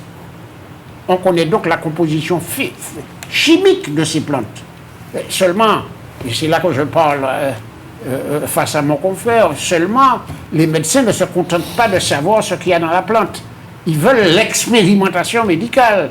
Si vous ne donnez pas, par exemple, de la Tubo à 10 000, 20 000 personnes dans des essais cliniques pour bien comprendre non seulement les effets, mais les contre-indications du produit, écoutez, vous n'êtes pas dans votre métier. Votre métier, c'est ça. Et ça, nous n'avons pas encore fait ça. Donc, il faudrait que l'université, l'hôpital, c'est-à-dire le CHU, accepte de faire des études sur 3-4 plantes pour vérifier ses vertus thérapeutiques sur un nombre suffisamment conséquent de malades pour dire, bon, enfin, je vais le laisser nous expliquer plus avant ce qu'on pourrait faire. Mais, docteur Moutezil, sans interrompre, mais le Brésil a un équivalent de ce que vous souhaitez faire, parce qu'ils ont fait des essais, ils vendent des poudres, ils font des diagnostics, ils ont des formes de médecins adaptés aux plantes de leur région. Pourquoi on ne peut pas s'inspirer de leurs résultats? Je ne suis pas sûr, je préfère qu'ils le disent. Écoutez, ce n'est même pas de s'inspirer. Si vous voulez étudier ou apprendre quelque chose, il faut le mettre aux mains des professionnels. On ne sous-estime pas les Brésiliens. Non, ce que je veux dire, oui, non, mais je suis en accord avec toi. Hein. Je dis simplement que dire qu'il faut mettre la pharmacopée dans la médecine que nous pratiquons aujourd'hui, il n'y a personne ici qui sera contre. Hein. Le problème, c'est que, il faut l'étudier, et 2, il faut l'enseigner. Oui. Étudier, c'est-à-dire faire des essais thérapeutiques, petite échelle. D'accord? Et puis ensuite, il faut que ce soit enseigné aux professionnels qui dispensent les médicaments, c'est-à-dire les médecins. C'est-à-dire que dans le cursus, logiquement, si on veut vraiment faire les choses, c'est que dans le cursus médical, maintenant que nous avons tout le cursus qui se fait sur notre territoire, on devrait avoir une partie enseignement sur la pharmacopée traditionnelle. D'accord? Permettant ainsi, sur des choses bien précises que nous connaissons, on ne va pas faire une pharmacopée avec 100 000 produits. D'accord? Et comme mon confrère a dit tout à l'heure, devant tous les médicaments, il y a les bons effets, il y a les effets indésirables. Donc il faut pouvoir les mesurer et avoir surtout un organisme de contrôle de ces effets indésirables. Parce que vous savez, quand je vous donne un médicament ici, dès qu'il y a un effet indésirable, je suis obligé de faire un signalement à un organisme central qui va pouvoir l'étudier et pour pouvoir le répertorier, pouvoir dire qu'est-ce qu'on fait ou qu'est-ce qu'on ne fait pas.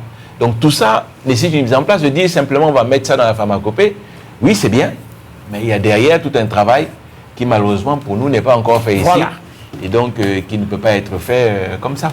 La pharmacopée, mais nous sommes d'accord. Hein. La pharmacopée, on est bien d'accord, ce sont les plantes locales. Hein. Oui, tout à fait. La Toumo, par exemple, fait partie de la pharmacopée. Oui, bien sûr, le Doliprane, toutes ces genres de choses, oui, bien sûr. Et donc vous pensez qu'on peut étudier ces plantes-là et en faire des médicaments. Les Français, les Occidentaux... Il faut une volonté politique. Mais c'est pas ce que les Occidentaux ont fait. Ils sont venus, ils ont pris nos plantes. La molécule. Et ils ont pris la molécule et puis ils ont fait des médicaments avec. Non, parce qu'aujourd'hui, ça coûte cher. Vous savez très bien que quand vous développez aujourd'hui un produit à l'international, c'est des milliards.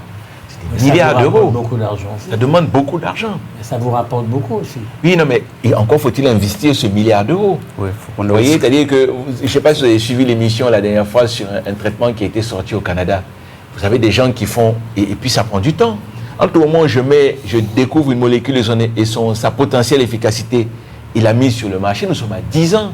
Puis quand vous avez 10 ans où vous mettez des gens en permanence qui vont faire des études, il faut payer des gens. Moi, j'ai une belle-sœur à moi qui s'occupe justement des essais thérapeutiques sur toute la partie qui va de Russie jusqu'en Afrique, par exemple, d'origine ivoirienne.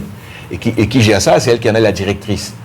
Mais il faut des tests, parce qu'il faut des tests chez les personnes de races différentes, si je peux m'expliquer. Il faut chez les métropolitains, il faut que ce soit chez les Noirs, il faut que ce soit chez les Indiens. Donc, parce que les effets secondaires, suivant l'endroit où vous êtes et suivant les pays où vous êtes, il y a des effets secondaires qui sont différents. Donc, l'investissement est énorme. Et donc, il n'y a pas beaucoup de personnes qui sont capables d'investir ces milliards d'euros. C'est des grosses firmes.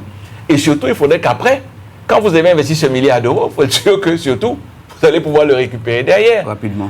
Et c'est pour ça que justement la sécurité sociale se bat tous les jours pour pouvoir fixer les prix, parce qu'ils vous donnent vous savez, l'injection là qu'on fait pour pouvoir perdre du poids. Au départ, on était à 1500 €, 1800. Vous avez vu que Trump vient de réduire le prix de ces médicaments, des injections qu'on fait pour pouvoir perdre du poids. De 1500 $ l'injection, on est passé à 350 $. Mais c'est parce que lui, il l'a imposé. Et parce qu'ils ne peuvent pas faire autrement, parce que c'est Trump. Mais vous croyez que si la Sécu dit « je veux passer de 1500 € à 350 €, vous croyez qu'ils vont laisser faire? Ils vont couper en disant « on ne vous donne pas le produit ». Donc vous voyez que tout ça, ça nécessite, c'est pas seulement de la mise en disposition du produit, c'est que, un, il faut que le produit soit efficace, et deux, il faut pouvoir le rentabiliser rapidement, parce que vous savez qu'au bout de 10 ans, ça passe sous le domaine public, et donc peut être copié par tout le monde. Donc, produire un médicament aujourd'hui coûte très très cher. C'est d'ailleurs pour ça qu'il n'y a pas beaucoup de médicaments qui sortent dans le monde actuellement. On est plutôt sur les mêmes gammes de médicaments. Il n'y a pas de création nouvelle, de thérapeutique nouvelle qui arrive. Alors, mon ami Emmanuel Nossin, tout le monde le connaît à la Martinique, il est pharmacien et c'est lui qui représentait Tramil à la Martinique et c'est lui qui parle le plus savamment des plantes médicinales et de la pharmacopée martiniquaise. Alors lui, il n'a pas tout à fait le même point de vue que moi.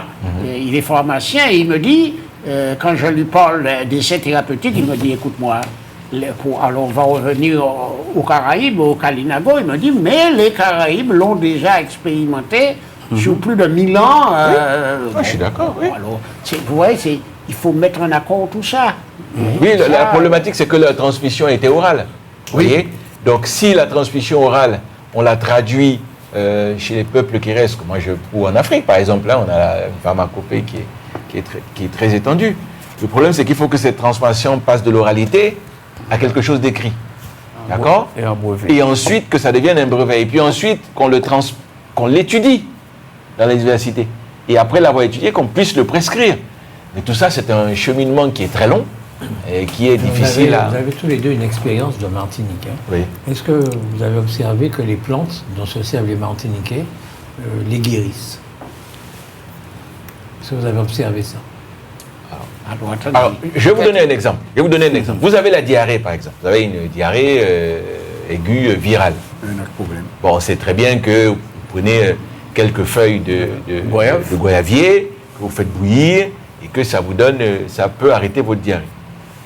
C'est simple, c'est évident, c'est classique, c'est tout simple, etc. Bon, très bien. Mais c'est pas le fruit goyave, C'est la feuille et le bourgeon. c'est la feuille. C'est peut-être même le bourgeon. Le problème, c'est que vous savez combien de feuilles il faut mettre, vous? Ouais, dosage. Vous ne savez pas. Vous ne connaissez pas le dosage. D'accord? Donc ça nécessite une étude. Il y a des gens qui connaissent ce dosage. Donc il faut aller les consulter pour qu'ils vous disent vous prenez tel nombre de feuilles ou tel nombre de personnes. Il y a certaines de nos parents qui connaissent ce dosage. On dit bah, prendre 3 feuilles de ceci, 2 feuilles de cela. Le problème, c'est que même cette transmission-là, elle se perd.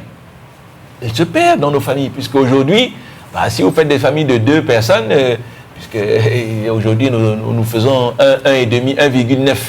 Quand vous faites 1,9, le seul enfant que vous faites, vous n'avez pas à la laisser chez la mamie pour qu'il lui apprenne à faire les plantes. Hein. Vous avez plutôt envie de l'envoyer faire, quand les vacances, on l'envoie plutôt au jardin d'enfants ou au jeu de ceci ou au jeu de cela, il apprend pas. Donc, vous voyez, toute cette connaissance-là se perd obligatoirement. Et moi, je suis d'accord qu'il faudrait la retranscrire et puis surtout l'étudier aux gens qui font de la médecine, aux étudiants de médecine de première année, de deuxième, puisque c'est eux qui prescrivent. Il faudrait que ce soit eux qui soient en première ligne et que ça fasse entièrement partie de la médecine pratique que nous avons. Moi, aujourd'hui, quand les patients me disent « Qu'est-ce que je peux prendre machin ?» Ils me parlent des plantes, je ne peux pas leur conseiller ça puisque je ne maîtrise pas ça.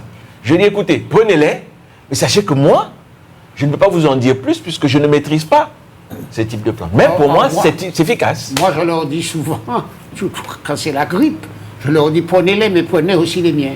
Ouais. Mais j'ai assisté, hein, j'ai vu des gens qui prennent j'ai vu quelqu'un avec une insuffisance rénale sévère qui avait pris un traitement qui se traitait, avait arrêté ses médicaments, il se traitait uniquement à base de thé et puis de thé qu'on lui avait conseillé. Il a fini avec une insuffisance rénale aiguë. C'est vrai qu'aujourd'hui, malheureusement et heureusement, a été rattrapé, mais vous pouvez finir avec une insuffisance rénale et passer en dialyse. Donc il faut quand même faire attention. Mais je ne suis pas contre, au contraire. Je dis même que c'est quelque chose qu'il faut développer. J'ai écouté une interview de médecin il y a longtemps qui disait quand quelqu'un est constipé, j'ai envie de lui dire de manger des pruneaux. Mais si je dis à quelqu'un, je suis médecin, je ne peux pas lui prescrire des pruneaux parce qu'il me prendrait pour rien du tout. Quoi. C'est vrai. Il ne me respecterait pas. C'est vrai. C'est vrai. Ouais. Il faut jouer la forme. Oui, mais c'est pourquoi je vous dis, je ne leur donne pas seulement que des pruneaux. D'accord, vous leur dites pruneaux et autre Voilà. chose. Mais vous savez que les temps changent en Martinique. Quand moi je suis arrivé ici il y a 20 ans, avant de venir me voir, beaucoup de Martiniquais n'allaient pas voir forcément le médecin. Hein. Il y en a beaucoup qui allaient voir, il y a des gens qui soignent dans notre pays. Nous, on n'en parle pas beaucoup, mais il y a des gens qui soignent, ils vont d'abord les consulter, et puis quand ça ne va pas, on vient vous voir. Il y a des plaies, par exemple, des plaies, les escarres, etc. Vous prescrivez les protocoles que vous avez appris à l'école. Puis vous voyez que la plaie ne guérit pas, et puis un jour, vous dites à la patiente, mais venez, je vais regarder ça. Et puis, sous votre protocole, vous avez une feuille de je ne sais pas quoi qui a été posée dessus, et puis dessus, on a mis le protocole que vous avez appris à l'école. Oui, parce que ça existe aussi. Des gens qui vont voir des gens qui les traitent par des plantes. Des entomologues. Voilà. Donc, il y a tout ça aussi qui se perd parce qu'il n'y a pas eu un échange entre ceux qui ont la connaissance des maladies traitées à l'européenne et puis ceux qui ont la connaissance de la maladie ancestrale. En tout cas, le gros problème à la Martinique actuellement sur le plan de la santé, c'est que on a quand même à notre disposition d'excellents médicaments. Oui, bien sûr. Hein. Par exemple, pour traiter le diabète ou l'hypertension, on a quand même des médicaments merveilleux. Hein. Et il y en a beaucoup. Le progrès de la science est extraordinaire. Le gros problème, c'est que les Martiniquais ne se sont pas suffisamment dépistés à temps. Ils apprennent tard qu'ils sont hypertendus, tard qu'ils sont diabétiques, et même tard qu'ils ont un cancer. Alors qu'ils pourraient faire l'effort de se dépister à partir de 50 ans. Quoi. Je reviens juste sur un problème. Concernant la montagne Pelée, qui est donc inscrite à l'UNESCO, est-ce qu'on peut revenir en arrière? Non. On ne peut pas. Non. C'est mon pays. C'est mon pays, je décide. Non, mais attendez. Je ne sais pas. C'est C'est une excellente question. Mais je pense que tout ce que l'homme fait, il peut le faire. Mais il faut rentrer dans un protocole peut-être compliqué. Hein. Oui, mais on peut toujours le faire. Il faut arriver à le faire si on a besoin de téléphérique pour développer Saint-Pierre. Voilà quoi. Il faut discuter de ça. Mais non, c'est pas parce qu'on a rédigé un acte qu'on ne peut pas défier l'acte. Si la Martinique décide un jour de se retirer du protocole de l'UNESCO, je pense qu'on peut entrer dans une procédure de radiation. Non, absolument. Parce que attendez, je ne sais pas si vous avez vu l'absurdité de la chose. Normalement, on dit, quand vous êtes inscrit à l'UNESCO, vous avez 35% de plus de touristes qui viennent chez vous. Et ils viennent, et vous n'êtes pas prêt à les recevoir, vous n'avez rien à leur faire voir. Quand vous arrivez à Saint-Pierre, en dehors des ruines qui sont certainement magnifiques, que je trouve extraordinaires par rapport à ce que j'ai vu ailleurs dans notre pays de la Caraïbe, hein, en dehors de ces ruines-là, vous avez bien vu que le musée est en train de mourir et que c'est bien Bernard Ayotte qui l'a redressé. Bon, et puis le reste quoi? Rien. Bon, alors qu'on aurait pu largement, et le docteur Petit l'avait dit, mettez un téléphérique, c'est une montagne fabuleuse. Quand vous êtes en haut, vous avez vraiment des panoramas extraordinaires que les gens viendraient dans le monde entier pour vous voir. C'était un visionnaire et personne ne l'a écouté. Je me rappelle cette histoire. Les gens ont dit, mais il n'y a pas de neige ici. Et les téléphériques, c'est pour la neige. C'est vraiment moqué de lui. Madame Katari, qu'est-ce que vous pensez de Donald Trump? De Donald Trump? Oui. Par rapport à quoi? À vous, son caractère. C'est un beau gars. Vous êtes une femme, qu'est-ce que vous pensez de Donald Trump? C'est un beau blond. Non, mais du coup, j'étais sur le téléphérique, puisque moi, j'ai passé une partie de ma vie à Toulon, justement, où il n'y a absolument pas de neige, et il y a le téléphérique du Mont Faron, donc c'est pour ça que ça m'a... J'étais sur ça, il n'y a pas de neige à Toulon, et pourtant, ils ont un téléphérique qui monte au Mont Faron, et la vue est exceptionnelle, d'ailleurs. Voilà. Dans beaucoup de villes de France, et ça marche très très bien, et c'est surtout qu'ils ont monté du coup un restaurant sur le Mont Faron, donc ils ont créé un zoo, en fait, c'est ça, c'est que ça développe encore plus le tourisme. Avant, à Toulon, on s'y arrêtait pas forcément, puisque c'est une base navale, et bien maintenant tout le monde s'arrête à Toulon pour prendre le téléphérique et monter. Donc c'est très pertinent de mettre un téléphérique en Martinique. Il y a Chamonix, on y va en été. Il y en a il n'y a pas de neige. Il n'y a pas de neige. Il y en a un énorme en République dominicaine qui vient d'ouvrir, qui est très couru. Non, mais je vous ai dit, quand vous n'avez pas faim, quand on n'a pas faim, laissez la réponse. Parce qu'à Noël... Laissez la réponse sur Donald Trump, parce que ça m'intéresse. Mais vis-à-vis de quoi? De l'homme qu'il est ou de sa politique? Vous faites ce que vous voulez. C'est trop vaste. Ben oui, c'est un gros caractère. C'est un sacré caractère au niveau... alors on va dire, voilà, au niveau économique, je ne suis pas forcément d'accord avec toutes ses décisions. Après, c'est un modèle américain. C'est un petit peu vaste, là, comme ça, de parler de Donald Trump. C'est le dictateur, sans le dire. Moi, j'avais été plutôt... Voilà, au niveau juridique, en tant que juriste, j'avais été un petit peu choquée, surtout des États-Unis, pas forcément de Donald Trump, mais quand il y a eu l'histoire des IVG, voilà, que c'est revenu à l'ordre du jour. Ça, c'est plutôt ça qui m'a marqué que l'élection de Donald Trump. Ils font un petit peu ce qu'ils veulent. Moi, je suis de ces personnes qui pensent que chaque pays a le droit de penser et de s'exprimer. Donc, si Donald Trump est élu par les Américains une deuxième fois, c'est qu'ils l'ont appelé au pouvoir. Et donc, sur ça, je ne juge pas. Hein, c'est une démocratie. Voilà. Après, c'est plutôt... Voilà, c'est pas le président. Moi, j'analyse les États-Unis au niveau juridique. Et je trouve ça très particulier... Je trouve que la séparation des pouvoirs, comme nous, on la prend en France avec Montesquieu, etc., aux États-Unis, c'est pas les mêmes choses. Oui, c'est la concentration. Et ça peut être dramatique, voilà. Comme pour un droit, par exemple, pour l'IVG, où en fait, on peut faire des retours en arrière. Alors qu'en France, c'est pas possible, puisque c'est inscrit dans la Constitution. Donc, quel que soit le président... L'IVG, voilà. c'est interruption volontaire de grossesse. Voilà. Donc ça, par exemple, ça a été une décision qui, en tant que femme et en tant que juriste, m'avait profondément étonnée, puisque c'est quand même des retours en arrière. Et pour moi, voilà, c'est des États-Unis. Et je suis bien contente que nous, en France, on l'a inscrit dans la Constitution. Comme ça, quel que soit le président, quel que soit le parti, c'est pour moi des droits qui sont fondamentaux. Et il ne faut pas oublier qu'en 2025, pour moi, chacun est libre de son corps, chacun est libre de ses décisions. Et voilà. C'est plus au niveau juridique, voilà, que je critiquerai les États-Unis. Sinon, après, c'est pas le même modèle que nous, donc je les laisse faire le choix de Donald Trump. Voilà. Jeune homme.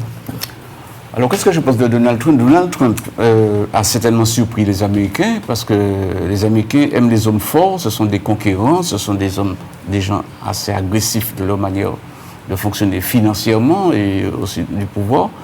Et quand on voit l'une des décisions de Donald Trump, par exemple, ces temps derniers, c'est, disons, de lutter contre les Européens et d'interdire notamment le visa à quelques Européens qui s'étaient opposés à la décision qui avait réduit la liberté des GAFA, des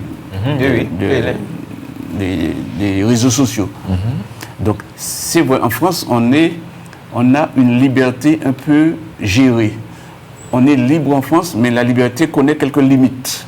Tandis qu'aux États-Unis, ce sont des gens, disons, très expansifs. Quand ils vont, c'est à fond. Ce sont des bulldozers. Ils prennent une décision. Lors que la décision a une finalité financière, ils considèrent que c'est une bonne décision.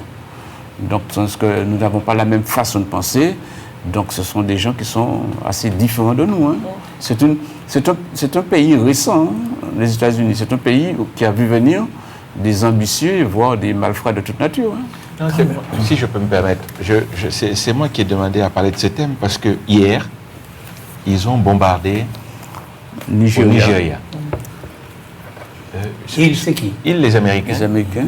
Avec l'appui des gouvernements et des autorités nigériennes, ils ont décidé de bombarder ce qu'on appelle Daesh, ou l'État islamique prétendu Daesh, au Nigeria. Moi, ce qui me pose problème, c'est la politique étrangère. La politique américaine, je ne suis pas américain, après tout, ils n'ont qu'à décider de ce qui se passe dans leur pays, ça ne me dérange point.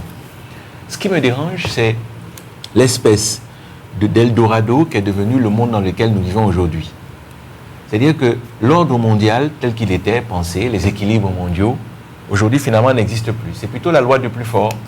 Et que comme je suis l'Amérique, et que personne ne peut répondre aux coups que je donne, je peux les donner à n'importe qui, et de toute façon, personne n'est capable de me répondre. Que ce soit l'Europe avec l'interdiction de séjourner sur les territoires donnée à des hauts fonctionnaires européens, et je n'ai pas entendu, et c'est qui est curieux, pas une réplique européenne d'ailleurs à ce qui s'est passé. Ouais. Que ce soit avec le Venezuela, à qui on fait un blocus de son pétrole au prétexte qu'il faudrait changer, il faudrait que le président s'en aille, peu importe ce que l'ordre international dira. Que ce soit avec la guerre entre le Congo et puis le Rwanda, où on vous dit faites signer un papier au prétexte que vous ne devez pas vous battre. Mais on dit très clairement que de toute façon, nous sommes venus chercher vos matières premières et que vous n'avez pas droit à la parole. Et puis là, au prétexte que les chrétiens se font tuer au Nigeria par des musulmans, alors que les premiers tués au Nigeria par cette guerre menée par Israël, c'est d'abord des musulmans eux-mêmes. À ce prétexte-là, on bombarde, et puis, bon, tout le monde estime que c'est normal, et je n'entends pas une réplique, etc. Ailleurs dans le monde, tout le monde fait comme si c'était quelque chose qui était parfaitement normal. Mais moi, je trouve que ce n'est pas normal. Je trouve que le monde va mal, et que vu la direction dans laquelle il prend, la direction qu'il prend actuellement, ça ne m'étonnerait pas que nous arrivions dans une guerre mondiale quelque part, parce que je n'y vois ni une issue, je n'y vois personne revendiquer quoi que ce soit. Au contraire, je ne vois que des gens se préparer et à continuer à gonfler l'ensemble des conflits qui gèrent le monde. Je vois le conflit entre la Thaïlande et puis la Malaisie. Non, la Thaïlande et puis je ne sais plus quel pays là. En fait, il y a une multiplication des conflits maintenant. Et au lieu que l'ordre mondial soit de dire nous allons essayer de les arrêter, au contraire, on laisse passer. Maintenant, c'est plutôt des États ou des pays ou des individus qui décident tel ou tel sort de telle ou telle guerre dans tel ou tel endroit du monde. Et je trouve ça vraiment, pour moi, extraordinairement dangereux. Après, c'est pas forcément laisser passer, c'est aussi comment est fait le droit international. Le droit international, il a un souci, c'est que c'est pas comme dans un État où on a une souveraineté, où il y a une prise de décision. Le droit international, c'est le consentement d'un pays et le consentement d'un autre qui vont pouvoir créer une situation juridique. Et en fait, c'est ça qui bloque, c'est que aux Nations Unies, ce sont des votes, mais tous les pays ne seront jamais d'accord entre eux. Et en fait, en droit international, qui ne consent pas, n'aura pas d'intervention. Donc c'est beaucoup plus complexe parce qu'il n'y a pas de notion de souveraineté dans les relations géopolitiques, etc. Donc c'est difficilement, on ne peut pas le résoudre, donc il faut forcément qu'il y ait des personnes qui puissent aussi intervenir. Non, mais voilà. Après, je ne donne pas raison sur les bombardements, etc., mais on ne peut pas critiquer quelque chose qui a toujours été fait comme ça. Le droit international Non, le droit n'a repose pas sur le toujours été fait comme ça. Il y avait toujours besoin d'un mandat de l'ONU. Voilà. Il y a toujours besoin d'un mandat de l'ONU pour une intervention quelque part. Quel que soit ce qui se passait, il y avait toujours besoin d'un mandat de l'ONU pour intervenir dans un pays Attends une tiers. petite seconde. Je suis président de la République du Nigeria. Oui. Je demande aux États-Unis de venir bombarder les rebelles qui menacent mon pouvoir. J'ai le droit ou pas? Non. Non, il faut passer par l'ONU. Non, non. Écoutez, ce que je veux dire. Consentement. Non, mais C'est écoutez, une histoire de écoutez, ce que consentement. je veux dire, c'est que on ne peut pas agir sur le sol de notre pays sans avoir l'accord. Un mandat Si réel. le pays est d'accord. Si le chef d'État du pays est C'est ce que d'accord. Non, mais dans Je sais ces cas-là, pas, on non, peut, mais dans ces cas-là, je suis un dictateur posé quelque part. Parce que j'ai envie d'éliminer mes ennemis à un endroit, je te dis de venir bombarder et puis ça suffit. Oui, est-ce Non, que mais c'est possible, c'est ça qui n'est pas, Mais c'est ça qui n'est pas comme- logique. en fait, c'est comme ça, c'est ce que je vous parle de souveraineté. Le pays est souverain, donc en fait, il peut prendre ses propres décisions et choisir ses alliés. C'est toujours, je ne dis pas que c'est la solution et que c'est comme ça que ça doit être fait, mais c'est comme ça que c'est fait. Si un président dans son entité, dans son État, il a sa souveraineté, il dit voilà, mon copain les États-Unis vient m'aider à bombarder parce que moi j'ai pas les ressources, les armes nécessaires, et qu'il y a un accord entre les États-Unis et un autre pays et que les deux sont d'accord, malheureusement c'est comme ça que ça se passe. C'est ce que je dis, c'est du consentement. Oui, non, mais Par contre, quand les pays interviennent, je ne suis pas on d'accord n'est pas avec vous. d'accord là-dessus. Ça, c'est récent. Ça, c'est- Dans le passé, après la Première Guerre mondiale, l'Organisation des États-Unis, l'Organisation nationale, des Nations l'ONU, Unies. l'Organisation des Nations Unies, Non, c'était la SDN à l'époque. avant c'était SDN, puis c'était des Oui, mais nations. ça a été un échec, Après, le ça a SDN. été converti en l'ONU, et l'ONU avait beaucoup de pouvoir. L'ONU avait beaucoup de pouvoir pour intervenir dès lors que le conflit dépassait une frontière.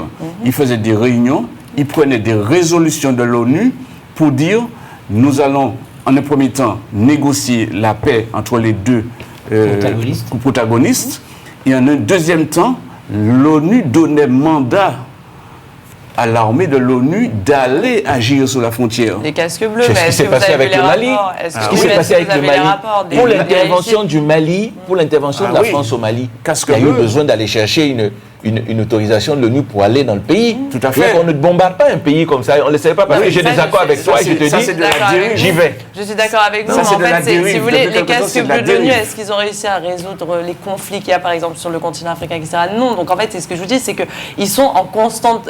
Ils cherchent d'autres solutions, puisque l'ONU s'essouffle. Moi, je sors des facs de droit, c'est ce qu'on nous apprend en fac de droit, Oui. l'ONU est en train de s'essouffler. L'ONU n'a plus les moyens, et c'est Voilà. surtout que maintenant qu'on a aussi des dirigeants, certains dirigeants à la tête des pays, ben, la Russie, elle va pas suivre l'ONU parce qu'elle n'est pas d'accord, parce que les États-Unis, il y a aussi tout cet aspect géopolitique de puissance, vu que d'autres pays émergent en puissance. Vous savez que, par exemple, les pays africains étaient au départ sous-représentés à l'ONU. Donc en fait, c'est ça aussi, c'est que les choses changent, la société évolue, et aujourd'hui, l'ONU s'essouffle. Donc quand l'ONU s'essouffle, moi, je trouve ça normal qu'un pays prenne, soit maître de son destin. c'est une Les dérive. peuples doivent disposer d'eux-mêmes. c'est une dérive.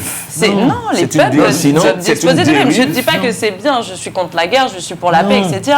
Mais s'il y a une espèce de rébellion dans un pays et que le dirigeant, qu'il est libre à lui de consulter ou pas sa population, s'il a consulté la population, que la population dit oui, nous on suit Là, ça. vous estimez qu'il y a une consultation là, alors quand ils ont J'ai bombardé hier. Il n'y a Non, pas eu de mais consultation. c'est- hein. c'est ce la que je vous dictature. dis. C'est bien ce qu'on est en train de C'est- dire, c'est-à-dire qu'il ne faut pas confondre.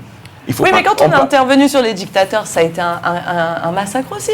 Quand les gens ont pris des positions sur les dictateurs. Ce que je veux C'est dire- pas parce que c'est une dictature qu'ils ont raison. Je veux dire, c'est pas parce que nous on a une démocratie qu'on a raison. C'est ce que je vous dis dans le sens où chaque peuple est libre de disposer d'eux-mêmes. Les Chinois nous, sur notre œil occidental, on est ethnocentrique. Donc les Chinois, voilà, on va les critiquer, mais peut-être que eux sont heureux dans leur système à eux. Ceci de dit, normes.